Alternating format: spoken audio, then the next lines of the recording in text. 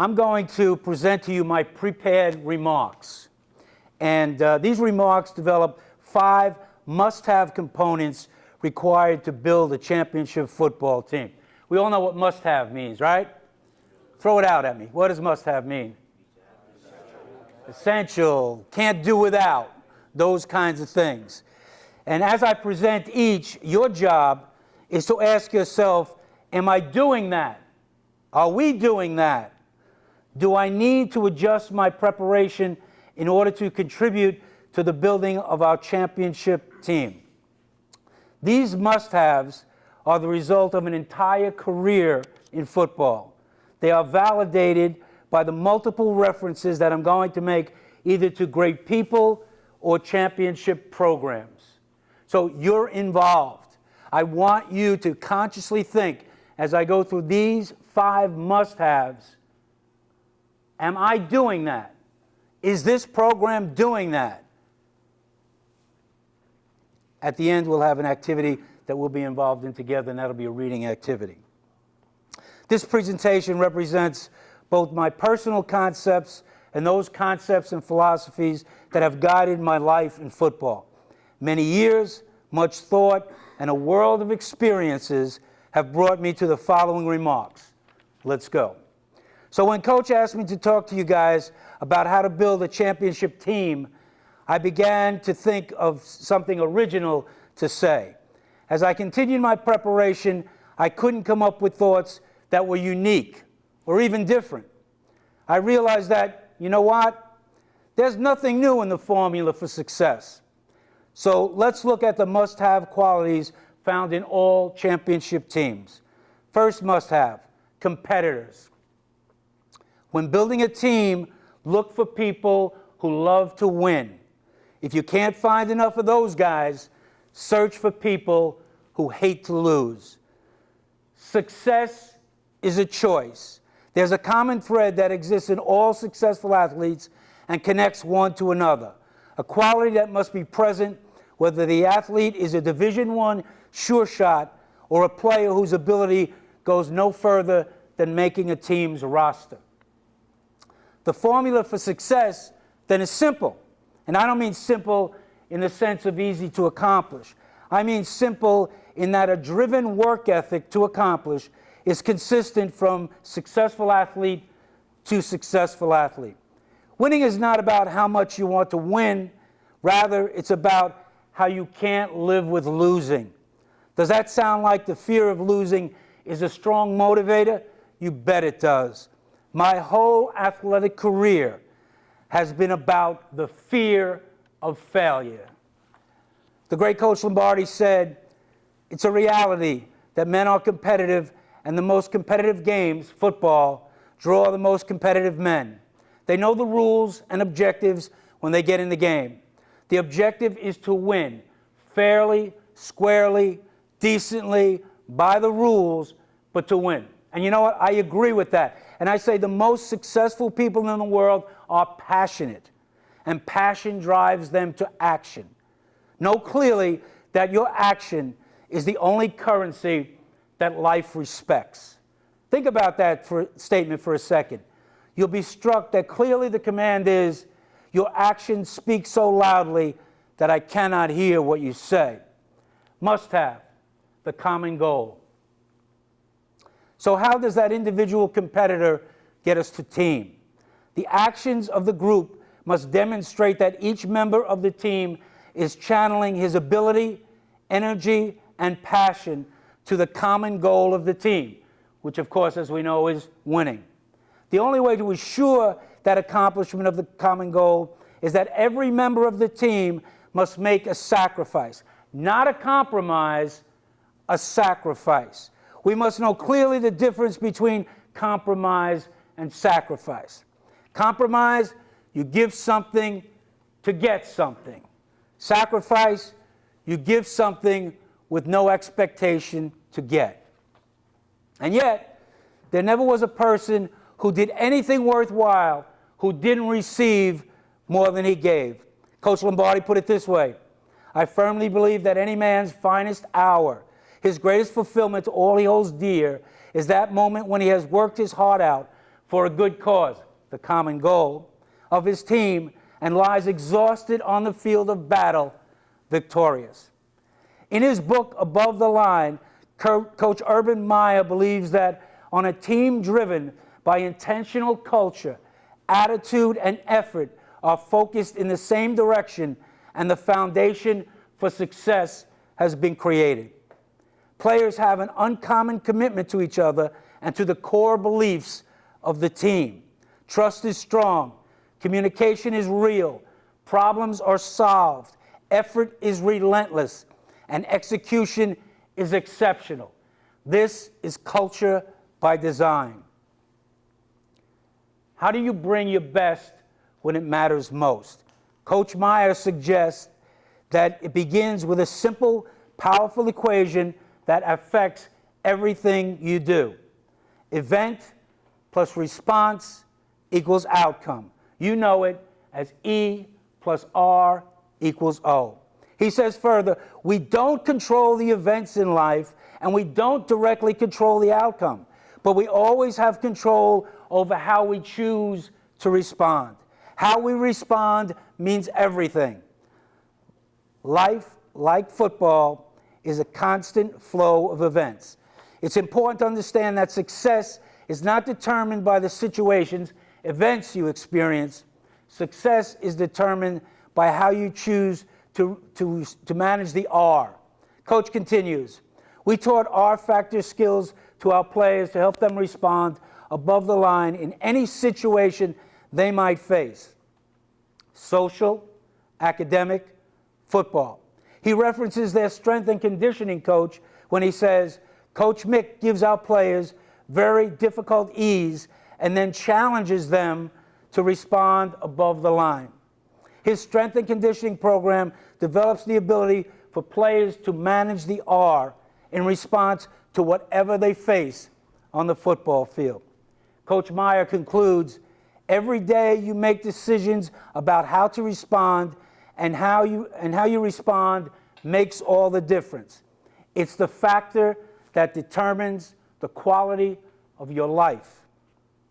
Must have. Chemistry.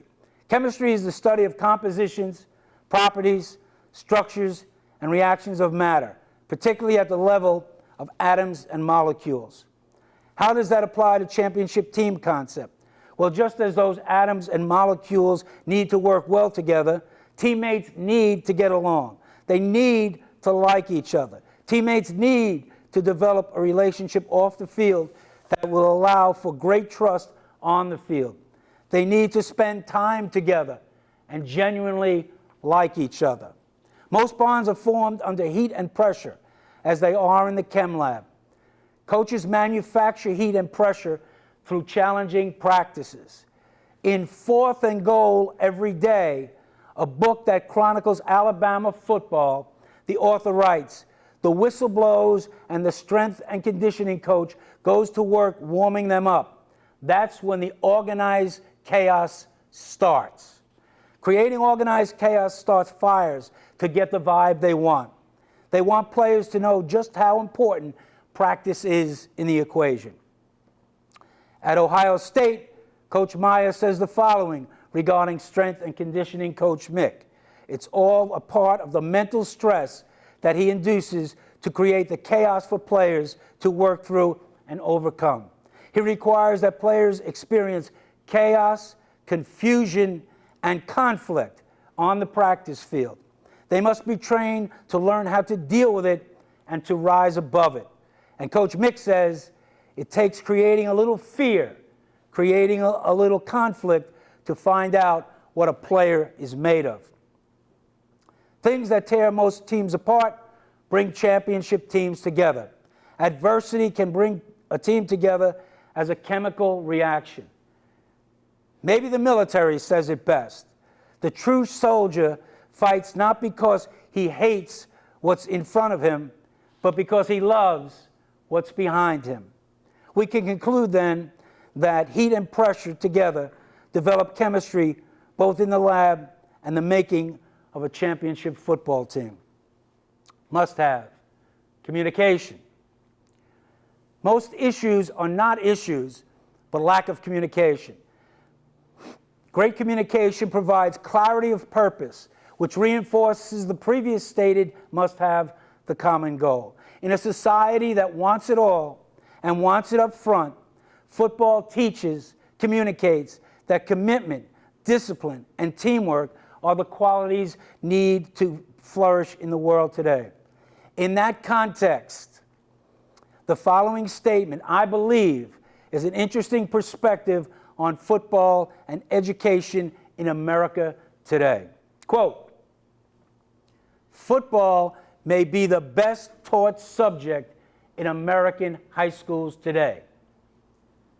That's a quote from the chairman of the English department at Erasmus Hall High School in Brooklyn, New York.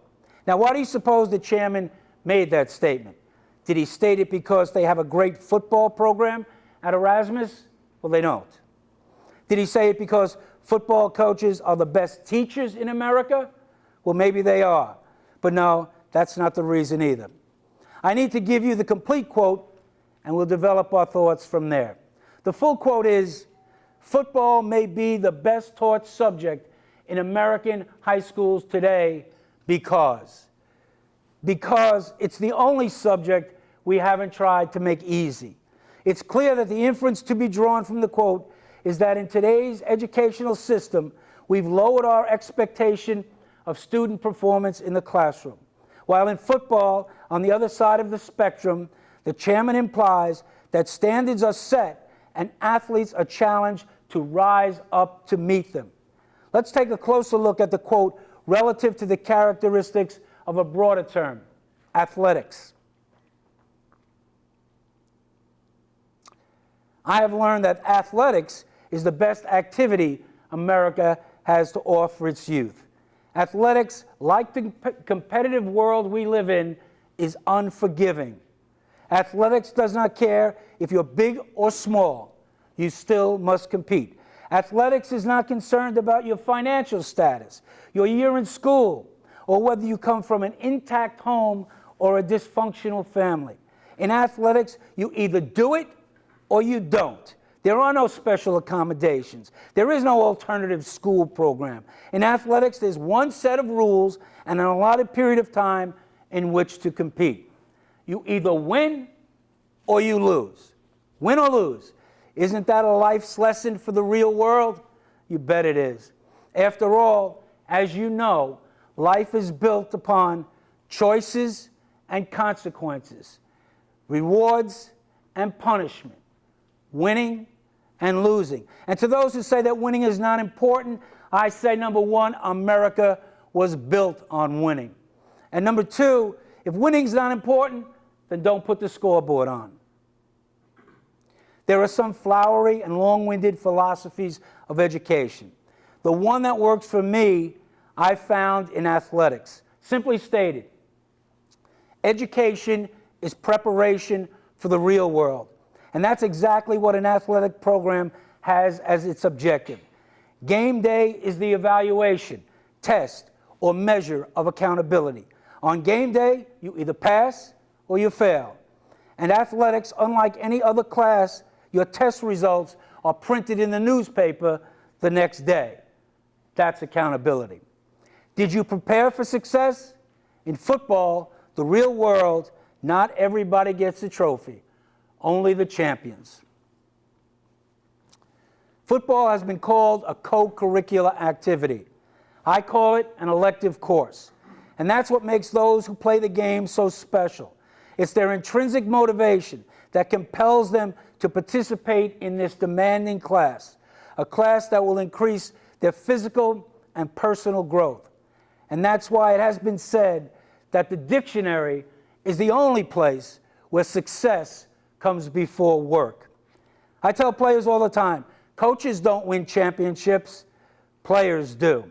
The football field is the original open-air classroom.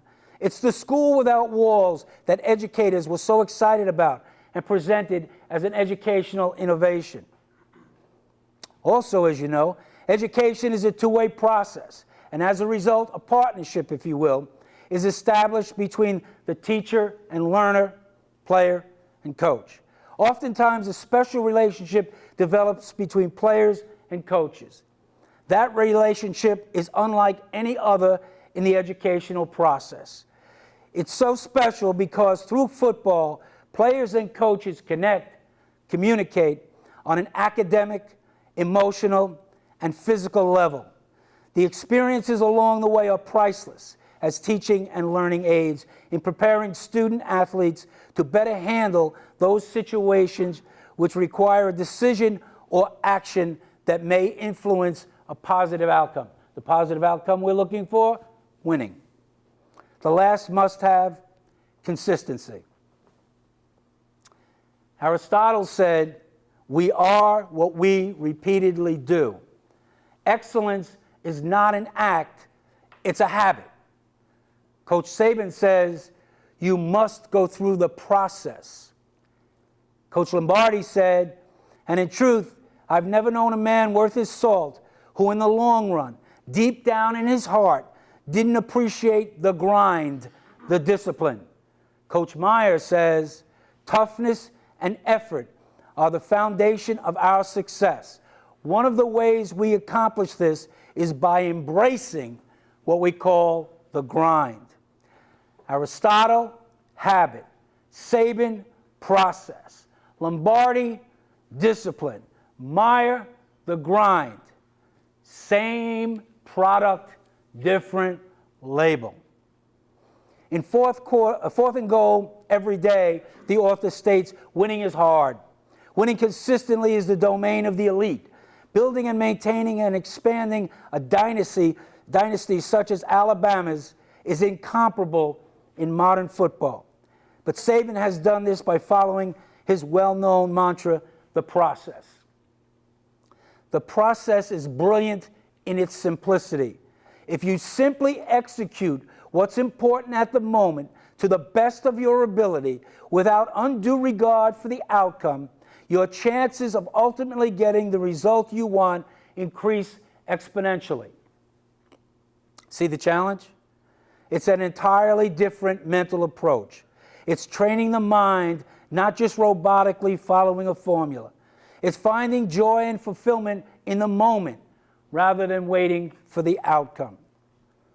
The simple conclusion is that Alabama wins more than anyone else because it's fourth and goal to these people every practice, every meeting, every game, every day. One should not underestimate the power of that mindset. For sure, fourth and goal inside the Alabama football facility can mean pressure that is overwhelming some days, but there are probably more days that are not overwhelming, but rather fulfilling. Certainly, no one walks away from the Alabama football program asking, "Is that it? What's the big deal?" Natural ability is on the roster to be sure, but one dimension is never compromised regardless of the opponent: daily preparation. The grind at Ohio State starts with the command to compete at an elite level. You need to train at an elite level. In our world, at the end of the day, it's pretty simple. Either you worked harder than your opponents or you got outworked. Coach Meyer declares, "We will practice and play with relentless effort. We will go 4 seconds to 6 seconds, point A to point B as hard as we can." This is the culture of Ohio State football. It is what we believe and how we behave. It is who we are. It is our standard. It is how we practice and how we play. Accept nothing less from yourself. Accept nothing less from your teammates. Put your foot in the ground and go 4 to 6, A to B, as hard as you can. He continues, being elite is not about how talented you are, it's about how tough you are. Toughness can achieve things that talent by itself can never accomplish. To achieve anything in life, you have to fight for it every day. The grind is mental and physical. In fact, it is more mental than physical.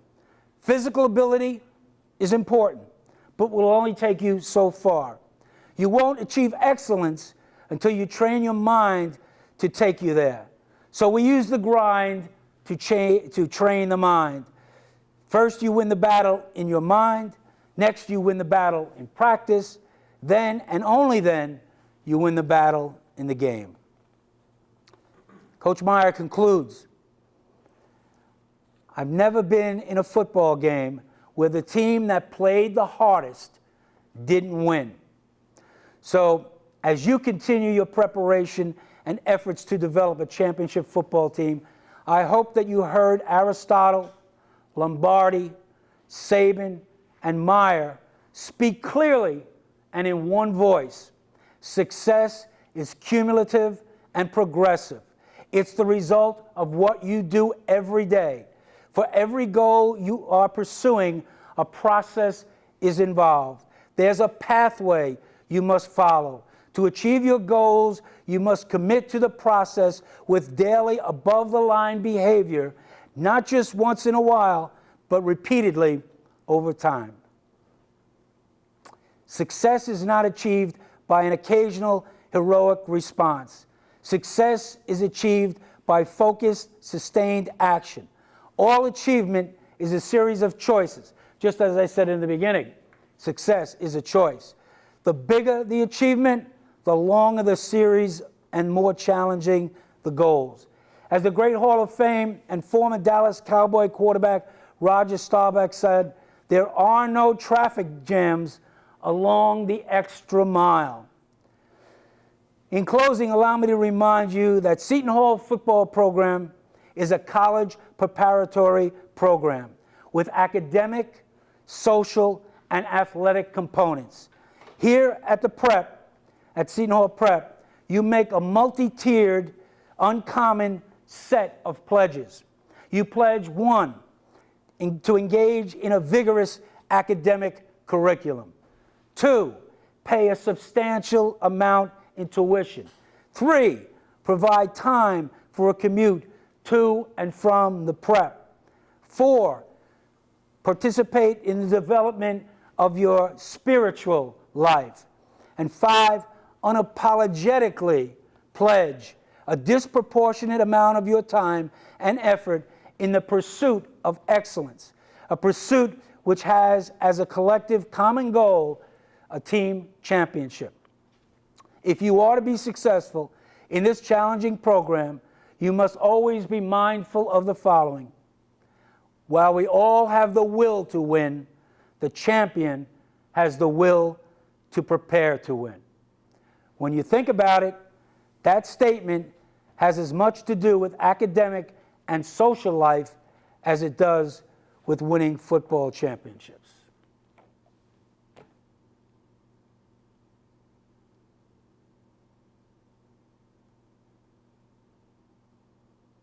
Okay, so let's finish with a reading that we can do together. Before I hand out the material, which is a brief one-page story, let me tell you something related to the story. I have 4 daughters, 3 of whom graduated from Seton Hall University. One of those 3 graduated from Seton Hall Law School. The remaining daughter graduated from another Catholic university. Along the way, whenever one was having challenges, athletically or academically, and all things seemed difficult, among other interventions, I gave each a copy of The Struggle. With that information in mind, please understand that having said that, please know that by sharing the struggle with you, I am regarding you and treating you like my family. Let's take a look at this thing. Okay, fellas, I gave that to you late, certainly not in the beginning of the presentation. I gave it to you late because what you're doing now is not, you're not bad guys, but the teacher should, make sure that he has the focus, okay? We're going to get into this thing in depth. There's not going to be a Q&A. I'm going to read it to you as you follow along, okay? Then I'd like you to take it home and think about it. Now, what I told you about my own family is the truth, okay? But what I have to say about you, there are many other readings of things I could have selected. But I wanted to mix in something that is commensurate in why you are here academically. So you think in a more profound way. I need your eyes. I need your eyes. You think in a more profound way. And that's why I'm not going to read it and ask you questions. I'm not going to read it and say, anybody want to react? You need to think about it. Is this the only piece of material that should be motivating as thought-provoking? No. But I think that this starts us on a path. The prep, the struggle. A man found a cocoon of the emperor moth and took it home to watch it emerge. One day a small opening appeared, and for several hours the moth struggled but couldn't seem to force its body past a certain point. Deciding that something was wrong, the man took scissors and snipped the remaining bit of cocoon. The moth emerged easily, its body large and swollen, the wings small and shriveled. He expected that in a few hours the wings would spread out in their natural beauty, but they did not. Instead of developing into a creature free to fly, the moth spent its life dragging around a swollen body and shriveled wings. The constricting cocoon and the struggle necessary to pass through the tiny opening are God's way of forcing fluid from the body into the wings. The merciful snip was, in reality, cruel. Sometimes the struggle is exactly what we need. Thank you for your attention. We're going to make a champion here, gentlemen, because you do. You know, I asked you to think about, do I do it? Yeah, you do, and that's why I presented those. You're well on your way to those 5 must-haves. I said on your way. It's a journey, a very arduous journey. And we get out of the shorts and T-shirts at some point, but the shorts and T-shirts are part of the struggle so that we can come out of this cocoon and we can fly high. Thank you for your attention.